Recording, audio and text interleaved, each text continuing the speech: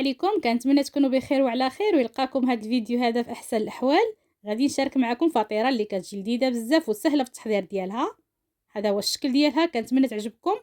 وندوزو للطريقه والمقادير. بالنسبه للمقادير غادي نقول لكم الطريقه والمقادير في نفس الوقت. عندي كاس ونص الحليب دافي، انا درت الكاس وغادي نزيد النصف. عندي كاس ديال الماء دافي حتى هو، ما ديروش بارد، دافي. غادي نضيف نصف كاس ديال زيت الزيتون، غادي نضيف الملحه اللي كتبقى على حساب الذوق،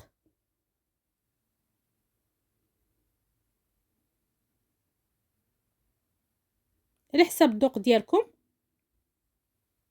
وغادي نضيفوا الخميره المعجونه ديال الخبز، اللي بغى يعوضها بالخميره حبيبات يعوضها. والقياس ديال الخميره كيبقى على حساب الجو، الا كان الجو سخون كديروا غير كميه قليله، ولا كان الجو بارد كديروا شويه كميه بالزايد باش كتخمر. من بعد ما وضعت الخميره غادي نضيف نصف معلقه ديال السكر سنيده، وغادي ناخذ سباتولا وغادي نخلطهم مزيان مع بعضياتهم هاد المقادير باش تذوب ليا الخميره بهذا الشكل هذا كما كتشوفوا. غادي نخلطها غير شويه بلا ما دابت الخميره ديالنا، وغادي نبداو نضيفوا الدقيق، والدقيق كيبقى على حساب الخليط بهذا الشكل هذا كما كتشوفوا. وغادي نضيف الدقيق ديالي شويه بشويه حتى نجمع الخليط اولا تنجمع العجينه. هذا هو الدقيق اللي عندي انا، وغادي نضيف شويه بشويه وكيبقى على حساب الخليط ديالكم، على حساب الكميه ديال السوائل اللي درتو. كنضيف الدقيق وكنبقى نخلط بالسباتولا حتى كتجمع ليا شويه العجينه، عاد كنبقى نخدم بيدي. كنبقى نخلطوها بهذه الطريقه هذه كما كتشوفوا على هذا الشكل هذا. منها كتخدموها كتجمعوا العجينه ديالكم، ومنها كتدلكوها. كنستمر بحال هكا، كنضيف الدقيق وكنبقى نخلط بالسباتولا بهذا الشكل هذا كما قلت لكم. منها كنخلطها ومنها في نفس الوقت كندلكها، كتجي خفيفه ومدلوكه بهذه الطريقه هذه.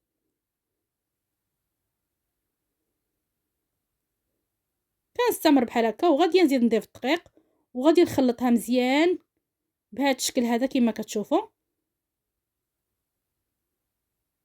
على هذا الشكل هذا كنستمر بحال هكا وكنبقى نخلطها كما كتشوفوا. انا غادي نوريكم الطريقه باش كندلكها غير بهذا الشكل هذا، غير بالسباتولا عفوا.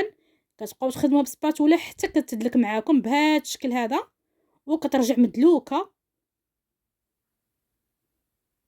بهذه الطريقه هذه. انا هنا مزربه الفيديو باش كتبان لكم يدي كتزرب بزاف. كنخدمها بهذا الشكل هذا بحال اللي كنخدموا السفنج تقريبا. وغادي نزيد الدقيق بهذه الطريقه. شوفوا كيفاش شحال خدمتها باش كتجي هشيشه بزاف وخفيفه. هنا انا غادي نزيد نضيف الدقيق كما كتشوفوا، وغادي نزيد نخدمها مزيان حتى يتجمع الخليط ديالي اولا العجين ديالنا يتجمع. فاش تحسوا بها تقالت معاكم خدموا بيدكم. انا فاش غادي نحس بها رجعت شويه ثقيله غادي نخدم باليد ديالي. كندلكوها بهذا الشكل هذا. انا غادي نزيد القليل من الدقيق بهذا الشكل هذا كما كتشوفوا، وغادي نخدمها شويه مزيان بهذه الطريقه هذه بحال كنخدموا السفنج باش كترجع مدلوكه وكتجي خفيفه بزاف. هنا غادي نخدم باليد ديالي، غادي نزيد القليل من الدقيق وغادي نخدم بيدي. ضروري العجينه تبقى تلتصق لكم في يديكم، ما ديروهاش قاصحه، تكون خفيفه. كل ما تكون كتلصق لكم في يديكم كتجي هشيشه بزاف وكتجي خفيفه. كنستمر بحال هكا حتى كنجمع العجين ديالي. هذا هو القوام ديالها. ما غاديش نزيد الدقيق دابا، غادي نجمعها بهذا الشكل هذا كما كتشوفوا في الوسط، وغادي نخليها ترتاح. هنا انا جمعتها وغادي ندهنها بالقليل من الزيت بهذا الشكل هذا، وغادي نجمعها وغادي نغطيها بلاستيك غذائي، وغادي نخلي العجين ديالي حتى يخمر ويتضاعف الحجم ديالو، عاد نرجعوه باش نشكلوها. هنا انا غادي نغطيها كما قلت لكم وغادي نخليها تخمر مزيان. كل ما خمرات كل ما كتعطيكم نتيجه زوينه بزاف. من بعد ما تخمر ونرجعوا. هنا انا العجين ديالي خمر وتضاعف الحجم ديالو كما كتشوفوا. شوفوا الحجم ديالها شحال ضاعف. هذا هو الشكل ديالها. هنا عندي زيت الزيتون اللي غادي نخدم به. كندهن اليد ديالي بقليل من زيت الزيتون، وغادي نهز العجين اللي غادي نحطها في اللاطه اللي غادي ندخلها للفران. كنحط فوق منها العجينه ديالنا. شوفوا شحال تنفخات وكدير هذاك النفخيفخات ديالها. غادي نحطها وغادي نقاد العجين ديالي نقرصها بهذا الشكل هذا على شكل دائري. كتجي واحد الفطيره اللي رائعه بزاف وكتجي هشيشه. كنقرصها بهذا الشكل هذا، كاع ما تخافوا منها غير قرصوها، راه كتنتفخ وكتجي رائعه بزاف. انا قرصتها بهذا الشكل هذا كما كتشوفوا، درتها على شكل دائري بهذه الطريقه هذه. وهنا عندي زيت الزيتون اللي غادي نحط فيه الاصابع ديالي وغادي نبقى نبرك عليها بهذا الشكل هذا كما كتشوفوا. الفيديو موضح الطريقه كامله. كتبقاو ديروا بالاصابع ديالكم بشكل دائري على هذه الطريقه هذه. كتوضعوا الاصابع ديالكم في زيت الزيتون وكديروا دوائر بهذه الطريقه هذه كما كتشوفوا بحال هكا. ضروري ديروا الاصابع ديالكم في زيت الزيتون وعاد توضعوهم بهذه الطريقه هذه. كتبقاو تبركوا عليهم في العجين، كديروا دوائر. من بعد ما كملتم بهذه الطريقه، انا عندي هنايا الجبن مثلثات اللي كيجي غزال بزاف فيها وكيجي لذيذ بزاف. كناخذ الجبن مثلثات وكنقطعوا طريفات بهذا الشكل هذا على شكل طويل بهذه الطريقه هذه كما كتشوفوا. انا قطعته طريفات وغادي ندير منه في هذاك اللي درنا فيه الاصابع ديالنا، غادي نحط فيهم الجبن. كنستمر بحال هكا كما شفتوا. من بعد ما قطعتهم كنوضع الجبن بهذه الطريقه هذه، كنستفو في هذيك الدائره اللي درنا بالاصابع ديالنا بهذه الطريقه هذه. كنحط الجبن ديالي كنستفو بهذه الطريقه هذه الطريفات.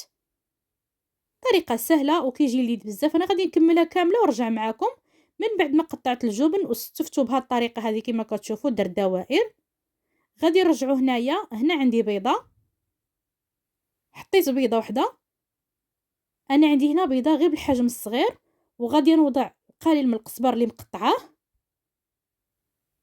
عندي هنا نصف كاس ديال زيت الزيتون. عندي القليل من الملح كما قلت لكم. غادي ندير قليل من الملح. هنا عندي الزعتر اللي غادي نحط الزعتر في يدي وغادي نحكو مزيان في الكف ديالي، وغادي نوضعو مع البيض والقزبر. كتحكوه بهذا الشكل هذا وكتحطوه. انا هنا غادي نزيد شويه ديال الزعتر.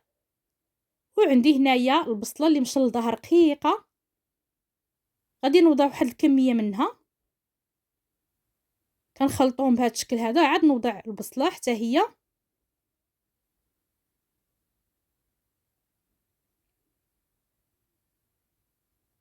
كنخلط مزيان البصله مع البيض والقزبور. هنايا انا غادي نزيد بيضه واحده اخرى، لان ديك البيضه اللي عندي غير صغيره. الا كان البيض كبير، ديروا غير وحده، كان صغير ديروا جوج. انا درت جوج بيضات. وكنخلط مزيان البيض مع البصله والقزبور والزيت بهذا الشكل هذا. المقادير ديالنا كامله كنخلطوهم مزيان.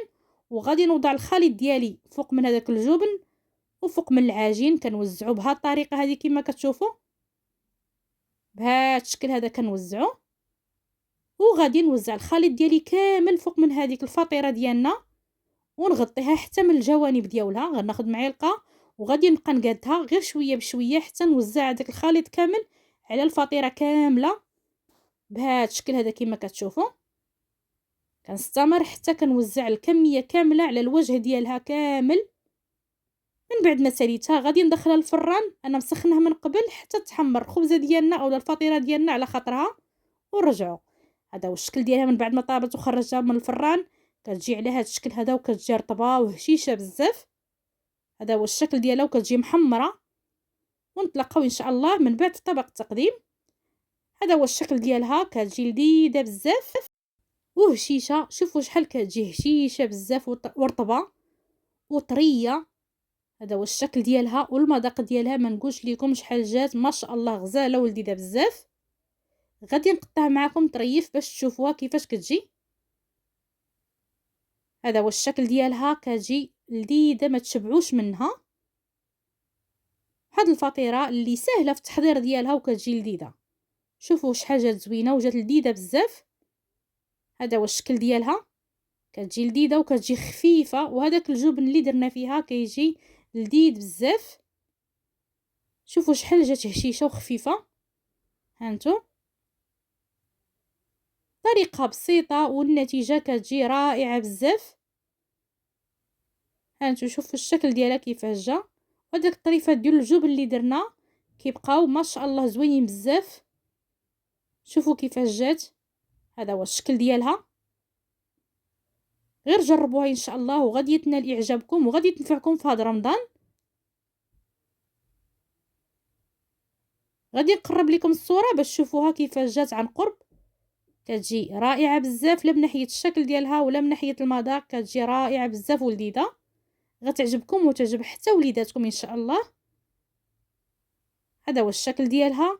كنتمنى هذا الفيديو هذا ينال اعجابكم، ولا عجبكم هذا الفيديو ما تنسونيش من الدعم ديالكم، ولا عجبكم الفيديو شاركوه مع الاهل والاحباب باش تعم الفائده فضلا وليس امرا، وكنشكركم بزاف.